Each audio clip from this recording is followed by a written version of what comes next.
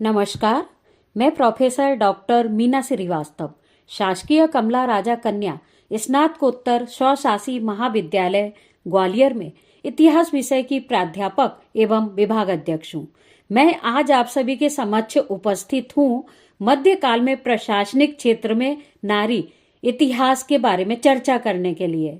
भारत में अनेक ऐसी महिलाएं हुई हैं जिन्होंने मध्यकाल में प्रशासनिक क्षेत्र में सफलतापूर्वक शासन व्यवस्था को संभाला है, परंतु भारत पुरुष प्रधान देश रहा है।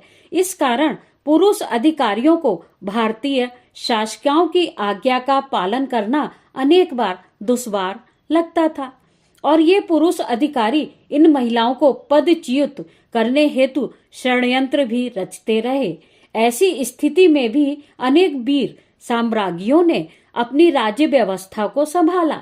भारत में मध्यकाल में रजिया सुल्ताना, महारानी पद्मिनी, नूरजहां, रानी दुर्गावती, तारावती आदि का नाम श्रेष्ठ शासिकाओं के रूप में लिया जाता है। अब मैं बात करूंगी मध्यकालीन प्रमुख शासिकाओं के संबंध में। प्रथम है रजिया सुल्ताना।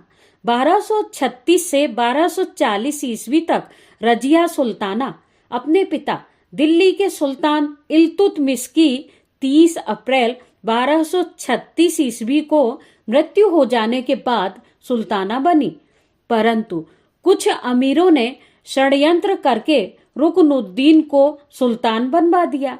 ऐसी स्थिति में रजिया ने दिल्ली की जनता और कुछ विश्वसनीय अमीरों का समर्थन प्राप्त किया और उनके सहयोग से पुनः दिल्ली का राज्य प्राप्त कर लिया। रजिया ने सुल्ताना बनने के बाद पर्दा त्याग कर पुरुष की वेशभूषा में दरबार लगाना, प्रशासनिक कार्यों को देखना, युद्धों में जाना आरंभ कर दिया। रजिया ने मलिक जमालुद्दीन याकूत को अमीर ए आखूर अर्थात की अश्वशाला का प्रधान बना दिया, जिसके कारण तुर्क अमीर रजिया से असंतुष्ट हो गए। अप्रैल 1240 में वह याकूत के साथ अल्तुनिया के विद्रोह के दमन हेतु गई। यहाँ तुर्क अमीरों ने याकूत की हत्या कर दी और रजिया को बंदी बना लिया। तुर्क अमीरों ने मुइजुद्दीन बहराम शाह को दिल्ली का सुल्तान बना दिया। ऐसी स्थिति में रजिया ने अल्तुनिया से विवाह कर लिया। इसके उपरांत मोइनुद्दीन बहराम शाह ने कैथल के पास अल्तुनिया और रजिया की हत्या कर दी। महारानी पद्मिनी द्वितीय थी। महारानी पद्मिनी सिंघल द्वीप की राजकुमारी और चित्तौड़ के राजा रतन सेन या रत्न सिंह की पटरानी थी। पद्मिनी बहुत सुंदर है, यह बात दिल्ली के सुल्तान अलाउद्दीन खिलजी, जो कि 1296 से 1316 ईस्वी तक सुल्तान रहा था, तक पहुंच चुकी थी। अलाउद्दीन खिलजी ने चित्तौड़ पर विजय प्राप्त करने और पद्मिनी को पाने के उद्देश्य से छल करके रतन सिंह को बंदी बना लिया और यह संदेश भिजवाया कि यदि पद्मिनी हमारे हरम में आकर रहेगी तो हम राजा को मुक्त कर देंगे। महारानी पद्मिनी ने रतन सिंह को कैद से मुक्त करवाने हेतु योजना बनाई और अपने सेना नायक गोरा और महिलाओं के स्थान पर 1600 पालकियों में सशस्त्र सैनिकों को बैठाकर दिल्ली पहुंचकर अलाउद्दीन पर आक्रमण करके राणा रतन सिंह को छुड़ाकर वापस चित्तौड़ ले आई।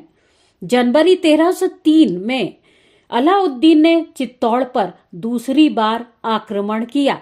7 माह तक संघर्ष चला।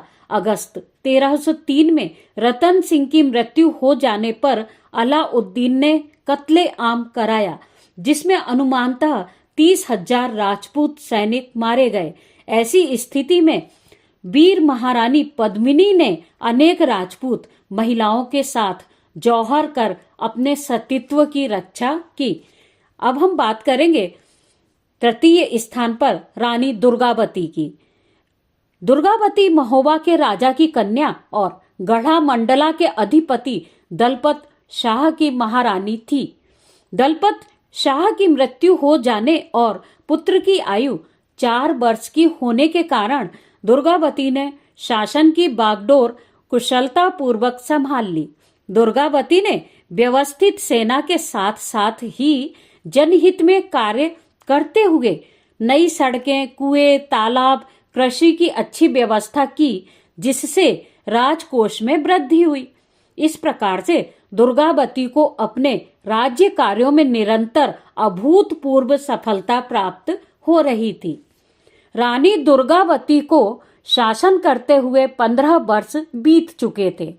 तभी बादशाह अकबर, जिसका शासनकाल 1556 से 1605 ईस्वी तक था, ने अपने सेनापति आसिफ खान को अपनी साम्राज्यवादी नीति के कारण गढ़ा मंडला भेजकर समर्पण हेतु कहा। इस प्रस्ताव को रानी ने ठुकरा दिया। अतः 1564 ईस्वी में अकबर की सेना और रानी दुर्गावती के मध्य घोर संघर्ष हुआ। दुर्गावती की आंख में तीर लग जाने से असहनीय पीड़ा के बाद भी रानी अपने वीर सैनिकों के साथ अकबर की विशाल सेना के साथ युद्ध कर रही थी। अंत में जब उसकी आंखों के सामने अंधेरा छाने लगा और उसका 18 वर्षीय पुत्र नारायण भी युद्ध करता हुआ स्वर्ग सिधार गया, तब रानी दुर्गावती ने अपनी कटार को अपने वक्ष में भोंक लिया और वह वीरता पूर्वक लड़ते हुए स्वर्ग सिधार गई।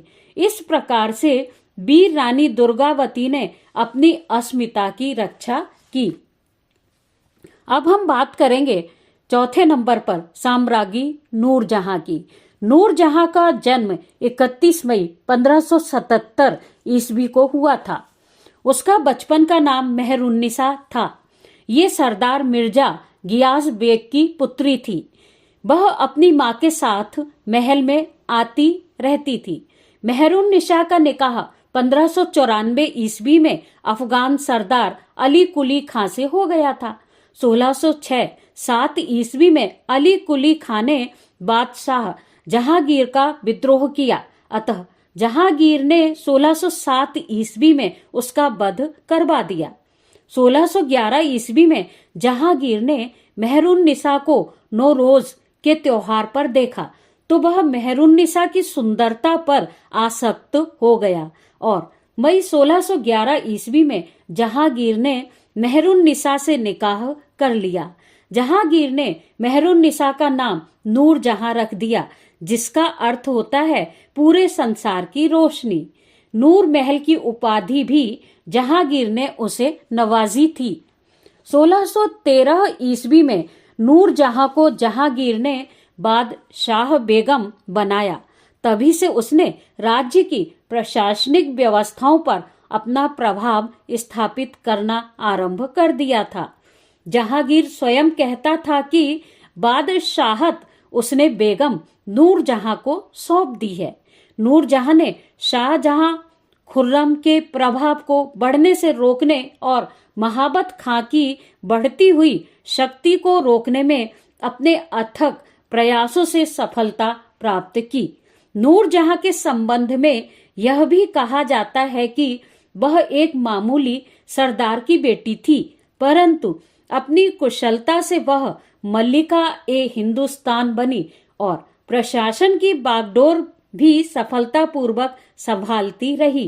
इत्र की खोज भी उसने की थी। वह सुंदर, गुणवान होने के साथ ही योग्य शासिका भी थी। अंत में हम बात करेंगे मूल्यांकन एवं निष्कर्ष के संबंध में।